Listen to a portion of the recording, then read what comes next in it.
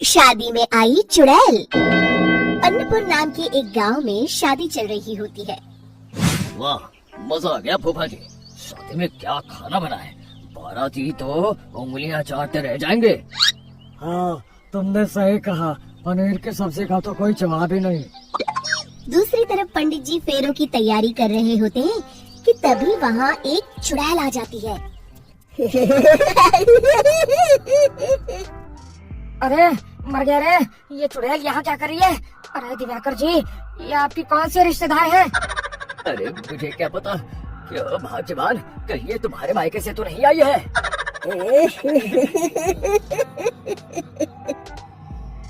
तुम लोगों की इस गांव में बारात लाने की हिम्मत कैसे हुई?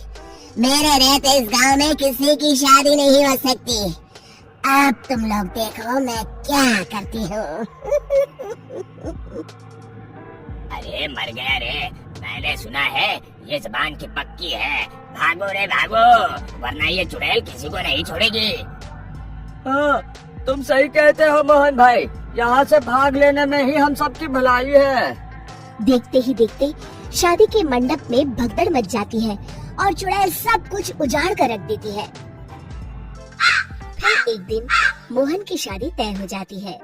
अरे भाई, अगले हफ्ते मेरी शादी तय हो गई है, लेकिन इस चुड़ैल की दहशत के मारे तो मेरे हाथ पैर कांप रहे हैं।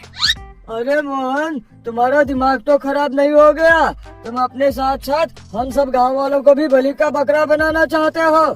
उस चुड़ैल के रहते तुमने अपनी शादी के बारे में सोच भी कैसे लिया? देखो गोपाल, डर तो मुझे भी लग रहा है, लेकिन उस चुड़ैल के डर से मैं जिंदगी भर कुंवारा तो नहीं रह सकता। तभी वहाँ मोहन के होने वाले ससुर आ जाते हैं। अरे ससुर जी आप?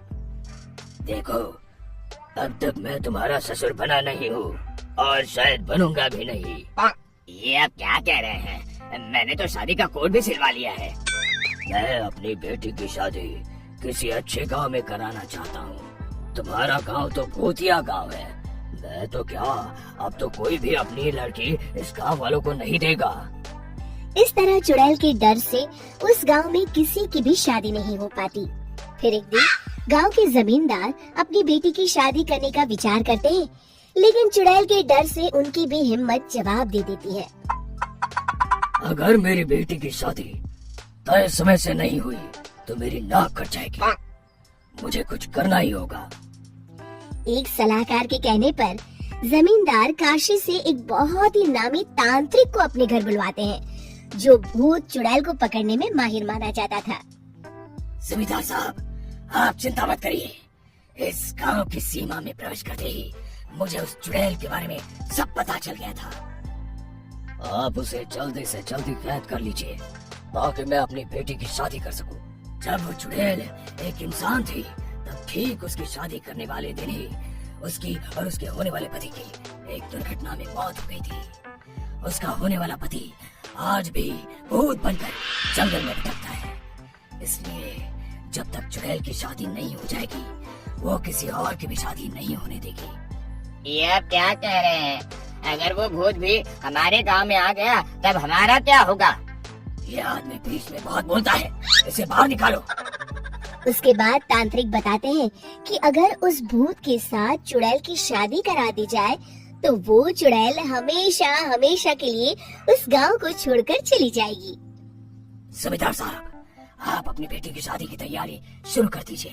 मैं कुछ गांव वालों को अपने साथ लेकर उस भूत को ढूंढने जंगल की ओर जाता हूँ। इस तरह जमींदार निश्चित होकर अपनी बेटी की शादी करवाने लगते हैं, लेकिन तभी वहाँ चुड़ैल आ जाती है।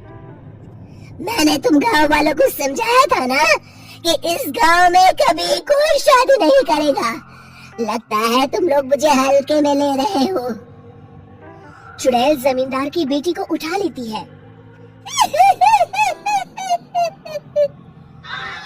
अब देखती हूँ बिना दुल्हन के तुम लोग शादी कैसे करोगे।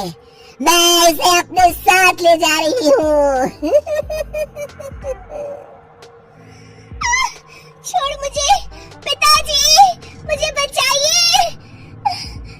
अरे कोई मेरी बेटी को बचाओ। तभी तांत्रिक उस भूत को लेकर वहाँ पहुँचता है। अरे भाग्यवान, रुको, इन मासूमों को परेशान मत करो।